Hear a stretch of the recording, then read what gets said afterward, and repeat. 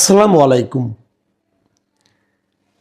প্রিয় দর্শক, নির্বাচন দুদিন হয়ে গেছে, আর একদিন পরেই সংসদ সদস্য যারা নির্বাচিত হয়েছেন তাদের শপথ হবে। শপথের পর মন্ত্রিসভা হবে, তারপর নতুন সরকার আসবে। এরই মধ্যে আগের সরকার বিদায় নেওয়া শুরু করেছেন। বিদায় নেওয়া বলছে এই কারণে তারাও গোছাচ্ছেন।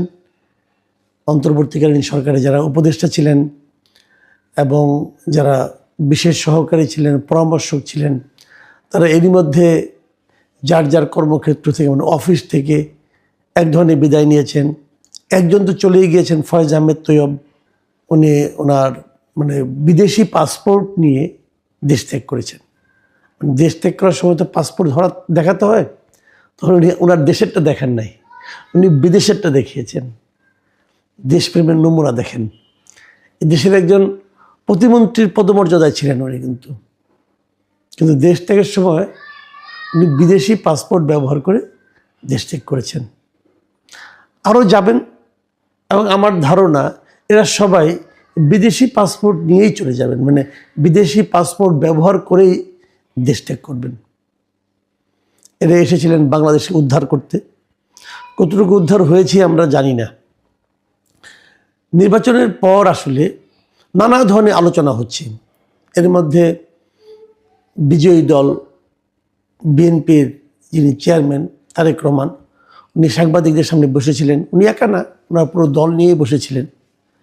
বিএনপির পক্ষ থেকে যে সাংবাদিক সম্মেলন, সেটাও আমরা দেখেছি।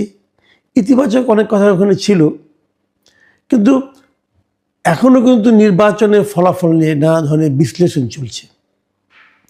যে বিএনপি কেন এত আসন পেল, বিএনপি এবং তার জোট মিত্র যারা আছে সবাই মিলে 212টা আসন পেয়েছেন। জামাত এবং তার মিত্ররা মিলে 77টা আসন পেয়েছেন। অনেকেই বলছেন যে জামাত এত কম পেল কেন।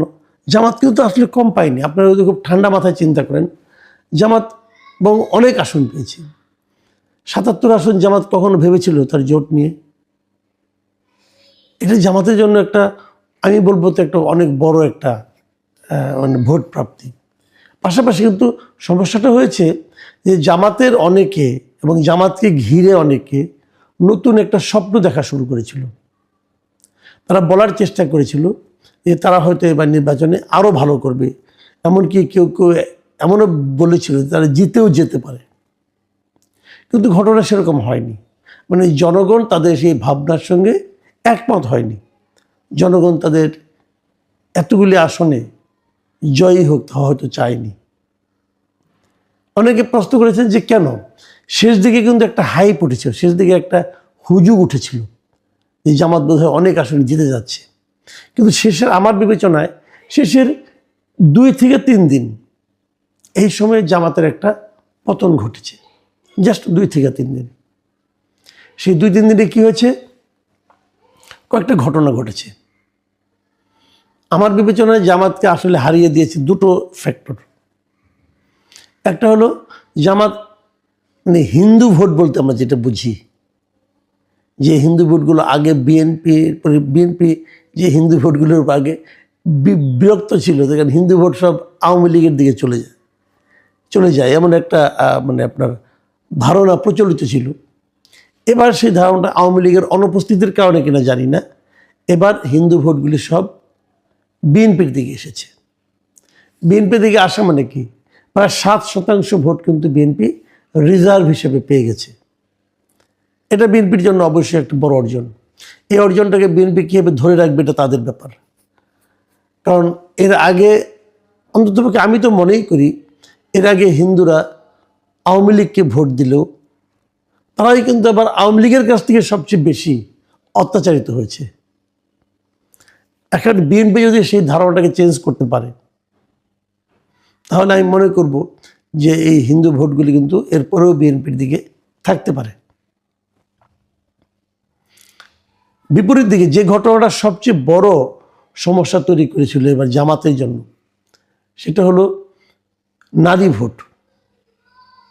জামাত নারীদের মধ্যে অনেক কাজ করেছে গত কয়েক বছর ধরে। এই তালিমের মাধ্যমে একদম গ্রামাঞ্চলে পর্যন্ত নারীদেরকে তারা নানাভাবে প্রভাবিত করতে পেরেছিল, কিন্তু সেটা শেষ পর্যন্ত অতটা কার্যকর হয়নি বলে আমার ধারণা। এবং এই না হওয়ার পেছনে মূলত যেটা কাজ করেছে সেটা হলো শরিয়া আইন নিয়ে তাদের কিছু কিছু কথাবার্তা। যেমন একজন বলেছে শরিয়া আইন একবারে কায়েম হবে না, আস্তে আস্তে কায়েম হবে। এবং আস্তে আস্তে কায়েম হওয়ার যে কথাগুলি তারা বলেছে, এগুলো আমাদের দেশের নারীরা কতটুকু মানতে পেরেছেন এটা নিয়ে কিন্তু একটা দ্বিধা আছে। আমি মাঝখানে নিজেও কিছুটা বিভ্রান্ত ছিলাম। আমার কাছে মাঝখানে মনে হয়েছিল যে মেয়েরা বোধহয় জামাতকে পছন্দই করে, শিবিরকে পছন্দই করে। তাই যদি না হতো তাহলে এতগুলি বিশ্ববিদ্যালয়ে মেয়েদের হলে তারা তো শিবিরকেই ভোট দিয়েছে। তাহলে নিশ্চয়ই এই যে আমি ব্যাখ্যা করতে পারিনি কেন দিয়েছে, কিন্তু দিয়েছে এটা তো বাস্তবতা, তাই না? তো আমি ভেবেছিলাম যে এর প্রভাব বোধহয় সারা দেশের নারীদের মধ্যে পড়বে, কিন্তু আমার কাছে মনে হয়েছে এটা একেবারেই পড়েনি। বরঞ্চ জামাত নিয়ে নারীদের মধ্যে একটা ভীতি, এটা শেষ দিকে খুব স্পষ্ট হয়ে উঠেছিল। আপনারা মনে করতে পারবেন, একটা ঘটনার কথা বলি। জামাতের সাতক্ষীরা অঞ্চলের একজন সংসদ সদস্য পদপ্রার্থী, তখন বর্তমানে সংসদ সদস্য হয়ে গেছেন, উনি বিবিসির কাছে একটা ইন্টারভিউ কিন্তু বলেছিলেন যে মেয়েদের বাইরে যেতে হলে একজন মাহরামকে সঙ্গে নিয়ে যেতে হবে। এমনকি সেটা কেবল মুসলিম মেয়েদের ক্ষেত্রে নয়, অমুসলিম নারীদের ক্ষেত্রে প্রযোজ্য হবে। এই ঘটনাটা কিন্তু বিদ্যুৎ বেগে চারদিকে ছড়িয়ে পড়েছে এবং আমার মনে হয় এটা তাদের জন্য খুব ড্যামেজিং হয়েছে। সে ভদ্রলোক অবশ্যই নির্বাচিত হয়েছেন, কিন্তু পুরো দেশে জামাতের ব্যাপারে এক ধরনের নেতিবাচক প্রভাব পড়েছে নারীদের মধ্যে। এবং এটাকে নারী নেতৃত্ব নিয়ে জামাতের যিনি আমির ডক্টর শফিকুর রহমান, ওনারও বক্তব্য আল জাজিরার কাছে দেওয়া, ওনার ইন্টারভিউ, এবং আমেরিকাতে ওনার একটা ভাষণে বলা যে নারীদের কর্মঘণ্টা কমিয়ে 5 ঘন্টায় নিয়ে আসবেন ওনারা। এই সমস্ত বিষয়গুলো কিন্তু নারীদেরকে জামাতের প্রতি আগ্রহী করে তুলেনি এবং তার প্রভাবটা আমরা এবার ভোটে দেখেছি। আমি জানি না এই নির্বাচনের পরেও তো বিভিন্ন বিশ্ববিদ্যালয়ে নির্বাচন হবে। একটা নির্বাচন তো হলোই না আপনার সিলেটেরটা, সেটা নিশ্চয়ই যখন হবে তখন আমরা আবার এটা প্রভাবটা আসলে কি কারণে হয়েছে তার সঠিক কারণটা হয়তো আমরা বুঝতে পারবো। 12 তারিখে নির্বাচন হলো, একদিন পর মানে 14 তারিখে আমি সকালে একটু বেরিয়েছিলাম এবং আমার কাছে মনে হয়েছে যে নির্বাচনের আগে আমার পরিচিত অনেক নারীর দিকে তাকিয়ে আমার কাছে মনে হয়েছিল তাদের মধ্যে একটা আতঙ্ক কাজ করছিল। এবং মানে নির্বাচনের আগে কথা বলছি, কিন্তু 14 তারিখে দেখলাম সে আতঙ্কটা যেন একটা রিল্যাক্স হয়ে গেল তারা সবার মধ্যে। সবাই যেন একটা মানে আপনার একটা নিঃশ্বাস ফেললো, স্বস্তির নিঃশ্বাস তারা যেন ফেলছিল এবং তাদের চোখে মুখে একটা স্বস্তি আমি দেখতে পাচ্ছিলাম। আমার ধারণা জামাতের কিছু কিছু কর্মকাণ্ড, এই যে মাহরাম নিয়ে বের হওয়া, নারীদের কর্মঘণ্টা, নারীদের ভবিষ্যৎ জীবনযাপন কি হবে, এসব নিয়ে জামাতের বিভিন্ন নেতাদের বক্তব্য, আমার ধারণা জামাতের ভোট কিছু কমিয়ে দিয়েছে। জামাতের ভোট কমানোর আরও একটা বড় ঘটনা বলে, এটাকে অনেক বেশি গুরুত্ব দিচ্ছেন না, কিন্তু আমার কাছে মনে হয় এটাও জামাতের জন্য একটা বড় ড্যামেজিং ব্যাপার হয়ে গিয়েছে। সেটা হলো ফ্রান্সের প্যারিস থেকে যে ভদ্রলোক, আমি যাকে মাঝে মাঝে ফান করে একমাত্র ব্রাহ্মণ পীর বলি পৃথিবীর, যে মিস্টার পিনাকি ভট্টাচার্য, উনি শেষ দিকে এসে জামাতের পক্ষে একদম কাছা খুলে নেমেছিলেন। মানে জামাতকে জেতাতে হবে, বিএনপি কত খারাপ দল, তারেক রহমান কত খারাপ, বিএনপি লিডাররা কে কত খারাপ, এগুলো নিয়ে উনি অনেক কথা বলেছেন। সেই সঙ্গে জামাতকে ভোট দিতে হবে, জামাতের পক্ষে একদম ওপেন উনি মাঠে নেমে গিয়েছিলেন। এটা আমরা দেখেছি। আমার ধারণা এটা একটা জামাতের এই যে ফলাফলে নেতিবাচক প্রভাব ফেলেছে। মানুষ এটা পছন্দ করেনি এবং হিন্দু যারা আছে, যারা হিন্দু ধর্মাবলম্বী যে ভোটার আছেন, আমি তাদের অনেকের সঙ্গে আলাপ করেছি, তারা তো এটা পছন্দ করেনি। তারা খুবই বিরক্ত এই ভদ্রলোকের উপর।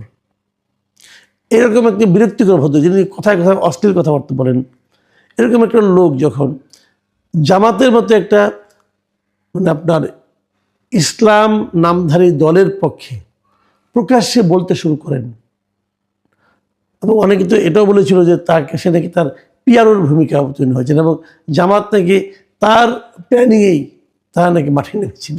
এদের কথা বলে আমি জানি না, এটা এরকম যখন ঘটে না তখন তো নেতিবাচক ফল মানে হতে বাধ্য, এবং সেটাই এক্ষেত্রে হয়েছে বলে আমার ধারণা। তারপরেও জামাত কিন্তু অনেক ভোট পেয়েছে, এত ভোট জামাত নিজেও আশা করেনি, এখনও ভোটের চুলচেরা হিসাব আসেনি।